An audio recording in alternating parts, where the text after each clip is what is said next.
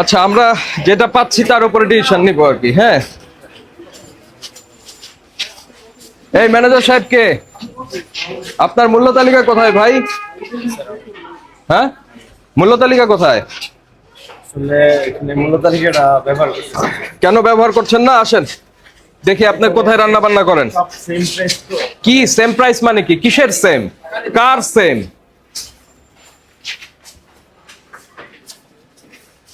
মানে কিসের same price বলেন? স্টুডেন্ট যারা আছে সব মানে যা খাবেন 10 টাকা, বিষয়টা কি এরকম? এই যে এরকম এরকম জমানো পানিতে ধুচ্ছেন কেন? এটা ফ্লোয়িং ওয়াটারে দিতে হবে। আস্তে, ব্যথা পাবেন, ব্যথা পাবেন। এটার মধ্যে কি? এটা চাপা শুটকি আর রসুন। চাপা শুটকি তো, চাপা শুটকি যেটা, সেটা তো একটু ফ্রিজে সংরক্ষণ করবেন ই দিয়ে, নাহলে তার মধ্যে পোকা হয়ে যাবে।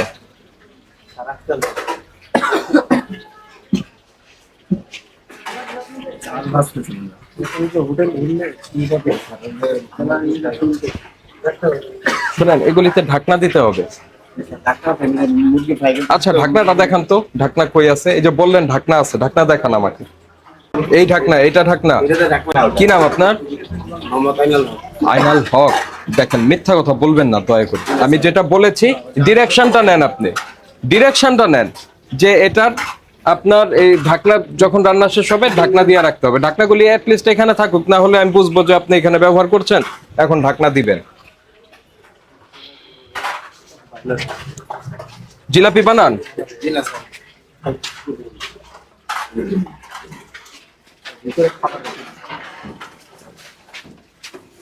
এখানে কি এগুলি?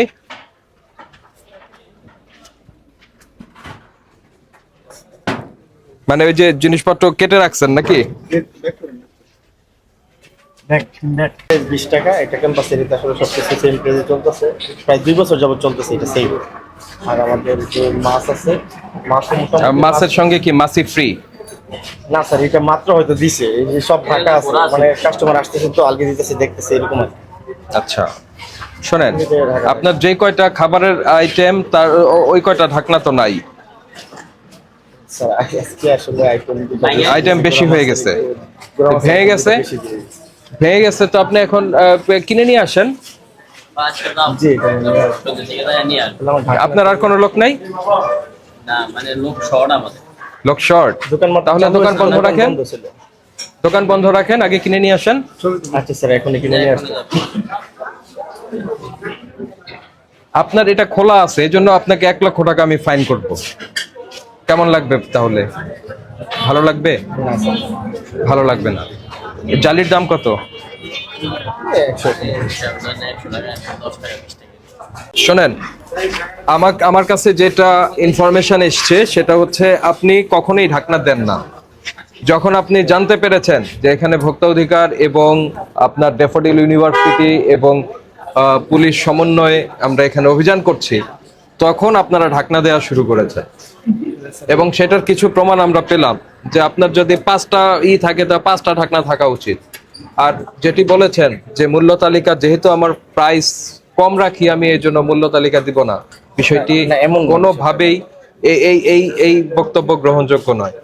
আপনি ধরেন 5 টাকা বিক্রি করেন, 5 টাকাই লিখে দিতে হবে, আজকেই লিখে দিবেন। যদি আপনি ছাপিয়ে আনতে সময় লাগে আপনি হাতে লিখে দিবেন, এখানে বড় করে টানাই দিবেন, আমার ভর্তা এত, আমার মুরগি এত, আমার গরু এত, আমার খাসি এত, ভাত এত, শেষ। আজকেই টানাবেন। এই শর্তে আপনাকে আমরা 10,000 টাকা ফাইন করছি, জরিমানা পরিশোধ করবেন আর এই প্রবলেমগুলি সলভ করবেন। ওই যে বললাম যে ঢাকনা কিনতে যদি আপনার সময় না হয় আপনি দোকান বন্ধ রাখেন। বুঝতে পেরেছেন? কারণ চোখের সামনেই মাছি বসে আছে, এই খাবারই তো দিয়ে দিবেন মানুষকে। তখন কি হবে জানেন? সে অসুস্থ হয়ে গেল, সে কোথা থেকে কিভাবে অসুস্থ হইলো বুঝতে পারলো না, অথবা আপনার এখানে খেয়ে গেছে সে।